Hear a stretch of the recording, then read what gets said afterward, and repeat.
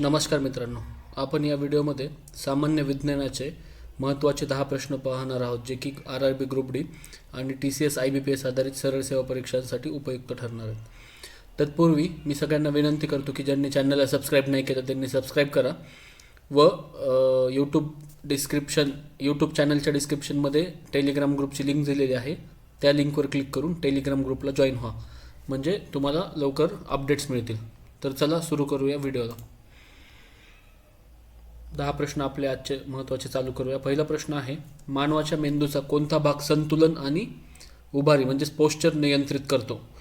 Cerebrum, cerebellum, मोड्युला oblongata आणि Pond's. तर ह्या चारपैकी आपल्याला बरोबर उत्तर निवडायचे आणि ह्याचं बरोबर उत्तर आहे ऑप्शन बी, सेरेबेलम। हा जो मेंदूचा काही मानवाचा भाग आहे तो आपल्या शरीराचं संतुलन आणि पॉस्चर नियंत्रित करत असतो। प्रत्येक प्रश्नाचे मी इथं एक्सप्लेनेशन पण लिहिलेले आहेत, तुम्ही जसं जसं पहिले चेक करा की तुम्हाला प्रश्न बरोबर येतोय का नाही, ऑप्शन आहे आणि खाली मग तिथं एक्सप्लेनेशन चेक करा।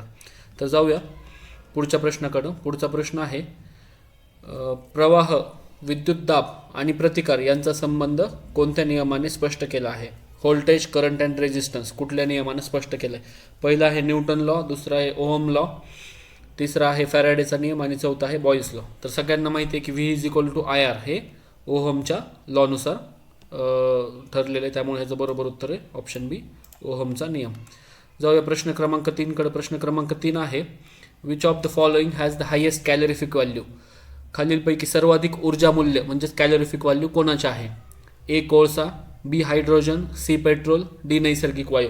तर लक्षात ठेवा की कॅलोरिफिक व्हॅल्यू सगळ्यात जास्त फ्युएलमध्ये, इंधनामध्ये हायड्रोजनची असते, त्याच्यामुळे ह्याचं बरोबर उत्तर आहे ऑप्शन बी, हायड्रोजन। जाऊया प्रश्न क्रमांक 4 कडे। प्रश्न क्रमांक 4 आहे, which enzyme is responsible for the digestion of protein in the stomach? पोटात प्रथिनांचे पचन कोणता एन्झाईम करतो? ए ॲमायलेज, बी पेप्सिन, सी लिपेज आणि डी ट्रिप्सिन।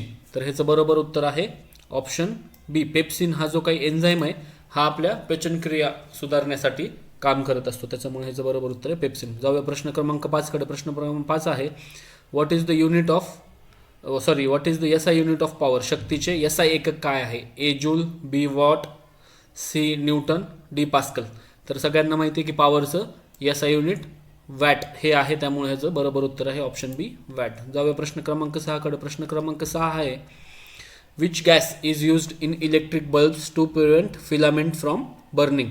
इलेक्ट्रिक बल्बमध्ये फिलामेंट म्हणजे तारा जळू नये म्हणून कोणता वायू वापरला जातो? A oxygen, B argon, C nitrogen, D helium. तर ह्याचं बरोबर उत्तर आहे बी आर्गॉन। आर्गॉन गॅस आपल्या इलेक्ट्रिक बल्बमध्ये ते फिलामेंट जळू नये म्हणून आपण वापरलेला असतो। जाऊया प्रश्न क्रमांक 7 कडे। प्रश्न क्रमांक 7 आहे, which vitamin helps in clotting of blood? रक्त गोठण्यासाठी कोणते जीवनसत्व आवश्यक आहे? A vitamin A, B vitamin D, C vitamin E का डी विटॅमिन क?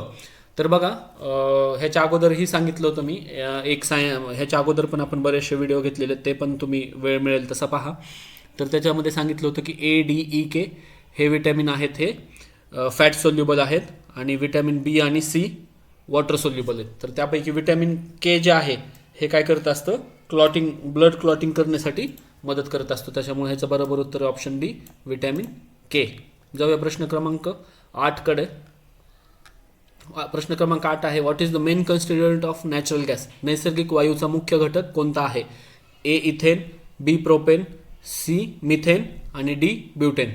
तर हे तुम्ही लक्षात ठेवायचे की ह्याच्यात बरेच कन्स्टिट्युएंट असतात, बरेच घटक असतात, परंतु मेन घटक जो असतो आपला नैसर्गिक वायूचा तो असतो मिथेन, ऑप्शन सी हे ह्याचं बरोबर उत्तर आहे। जाऊया प्रश्न क्रमांक 9 कडे। प्रश्न क्रमांक 9 आहे, शरीराचे सैनिक म्हणून कोणत्या रक्तपेशी ओळखल्या जातात? Which blood cells are called soldiers of the body? A red blood cells, B white blood cells, लाल रक्तपेशी, पांढऱ्या रक्तपेशी, सी प्लेटलेट्स का डी प्लाझ्मा?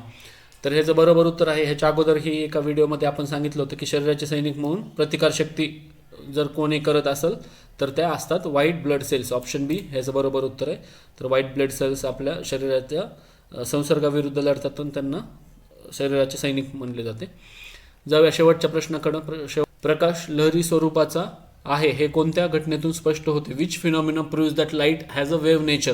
ए reflection, B refraction, C diffraction आणि डी इंटरफरन्स. बघा मराठीत तुम्ही बघू शकता परावर्तन, अपवर्तन, विचलन आणि व्यक्तीकरण. तर light has a wave nature हे कशावरून सिद्ध होतं?